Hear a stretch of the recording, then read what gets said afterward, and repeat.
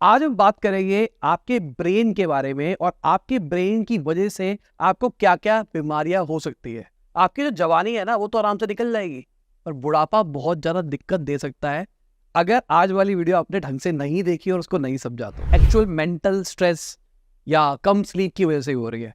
वो क्या होता है? देखो, स्लीप प्रॉपर नहीं लेते तो आप पहले पूरी बॉडी को अंडरस्टैंड करने की कोशिश करो। हमारी बॉडी जब पहले हमने लास्ट टाइम में डिस्कस किया था कि हमारी बॉडी 100 साल तक क्यों सर्वाइव कर जाती है जब लोहे की गाड़ी नहीं कर पाती। तो उस टाइम भी मैंने एक्सप्लेन किया था कि हमारी बॉडी में दो फंक्शंस एक साथ चलते हैं। एक है कैटाबॉलिक एक्टिविटीज, यहाँ पे हमारी बॉडी में टिश्यू टूट रहा है, बूढ़ा हो रहा है।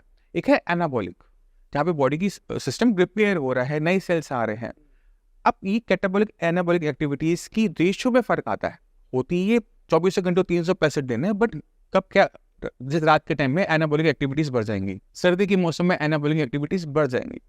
तो ये जो अगर आप सो ही नहीं रहे, स्लीप प्रॉपर नहीं ले रहे, तो ये एनाबॉलिक एक्टिविटीज हाई नहीं हो पाती। तो बॉडी में ना डैमेज तो हो रहा है बट रिपेयर प्रॉपर नहीं हो पा रहा।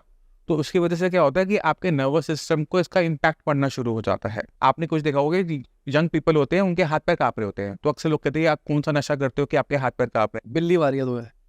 हैं, कह सकते हो आप। बट कभी कभी क्या होता है कि उसकी स्लीप इतनी डिस्टर्ब थी, स्ट्रेस था, या नींद आती नहीं थी, या कोई ऐसी हैबिट थी कि रात को बैठ के हम पूरी रात देख रहे हैं, सीरीज देख रहे हैं, नहीं सोना, या किसी से कॉन्टिन्यूसली बातें करते जा रहे हैं, नहीं सोना। तो उस केस में क्या होता है कि जब हम इसे कुछ महीने कर लेते हैं ना, तो हमारी बॉडी इसका जवाब देना शुरू करती है। अब वो किस तरह से जवाब देगी वो डिपेंड करता है, बॉडी टू बॉडी वो सेम नहीं आता। तो उसमें एक होता है कि आपकी जो है नर्वस सिस्टम, आपका ब्रेन है, वो आपका साथ देना छोड़ देता है। तो आपकी मसल्स में ट्रेमर्स आने शुरू होते हैं, मतलब आपके हाथ पैर कांपते रहे। तो कुछ भी हो सकता है। ठीक है, तो अब मैं स्लीप के ऊपर वापस जाता हूँ। कितना टाइम आइडली सोना चाहिए? क्योंकि अगर मैं चाहता हूँ रिपेयर, मैं तो चाहता हूँ पूरी बॉडी रिपेयर हो जाए। मैं 24 घंटे सो लूंगा, सोता रहता हूँ, रिपेयर होता रहता, जवान रहूंगा जिंदगी भर। नहीं, तो वो बॉडी को वो भी नहीं पसंद। तो बॉडी क्या करती है, जैसे अगर आप सो रहे हो तो आपकी जो स्लीप अपने आप खुलती है ना, वो सबसे बेस्ट होती है। आप जितनी मर्जी कुछ सोने की कोशिश करो, एक लिमिट तक ही आप सो पाओगे अगर आप हेल्दी हो। तो अगर आपकी बॉडी में किसी टाइप की बीमारी है या बहुत ज़्यादा लेजी हो तो आपको उठने में टाइम बहुत लगेगा। तो अगर आप 8 आवर्स में आपकी नींद अपने आप खुल जाती है तो आपको कुछ करने की जरूरत नहीं है, 8 का आप 10 ले लो। बट अगर 10 घंटे से बियॉन्ड आपकी नींद जा रही है तो पैथोलॉजिकल है, मतलब कोई ना कोई परेशानी आपकी बॉडी में चल रही है, इसी वजह से आप इतना सो पा रहे हो। क्योंकि आपकी बॉडी जैसे ही रिचार्ज हो गई तो वो अपने आप एक्टिवेट हो जाएगी। क्योंकि कभी कभी क्या होता है कि हम सोते हैं, सुबह फ्रेश नहीं उठते। मतलब सपोज करो आपने 3 घंटे की नींद ले ली, आपको फ्लाइट पकड़नी है, एयरपोर्ट पर जाना, आपको पता है कि आपको जल्दी उठना है, तो उस दिन आपका फ्रेश नहीं होता। उस दिन पूरा दिन लगता है यार सिर दर्द हो रहा है, मुझे खाना खाने का मन नहीं कर रहा, मुझे एसिडिटी हो रही है।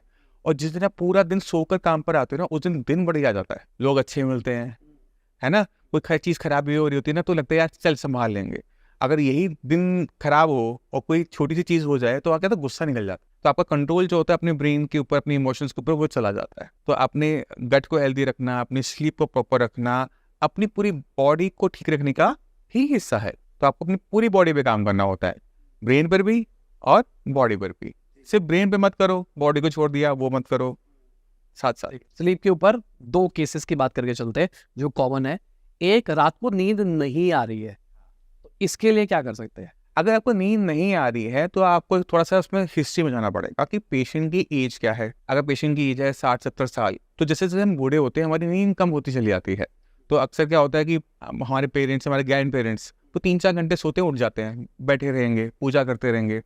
तो वो एक एजिंग की प्रोसेस के अंदर हो रहा है। एक हो रहा है कि सपोज करो मेरी एज है 25 और मैं रात को सो नहीं पा रहा, मुझे स्ट्रेस भी नहीं है, तो वहाँ पे कंडीशन है, वो एक डिजीज है, उसको आपको सॉल्व करना पड़ेगा।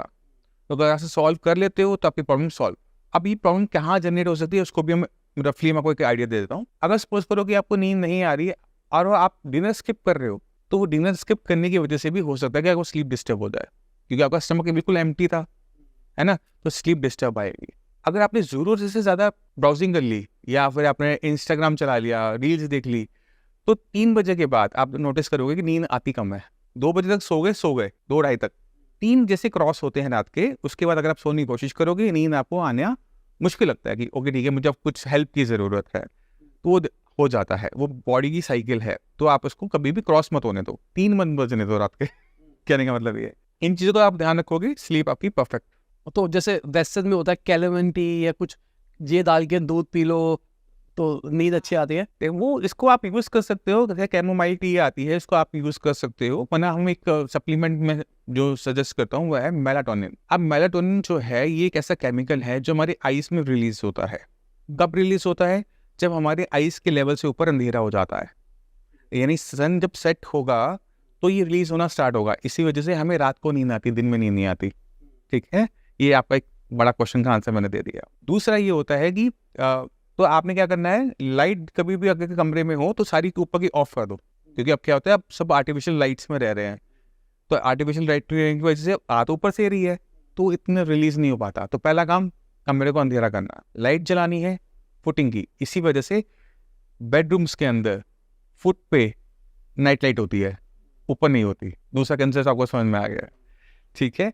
अब जब आप मेलाटोनिन सप्लीमेंट लेते हो तो बेसिकली आप क्या कर रहे हो कि आईज में जो मेलाटोनिन रिलीज हो रहा है उसको रिप्लेस कर देते हो आर्टिफिशियल तरीके से, क्योंकि बॉडी का ही हिस्सा है, बॉडी का ही टाइप होता है, तो आपको किसी टाइप का नुकसान नहीं करता। तो जैसे ही आप वो सप्लीमेंट लेते हो आपको बहुत अच्छी नींद आ जाती है। अगर आपको स्ट्रेस है तो कैमोमाइल टी बहुत अच्छा काम कर जाती है, क्योंकि आपको फोकस करने में हेल्प करती है।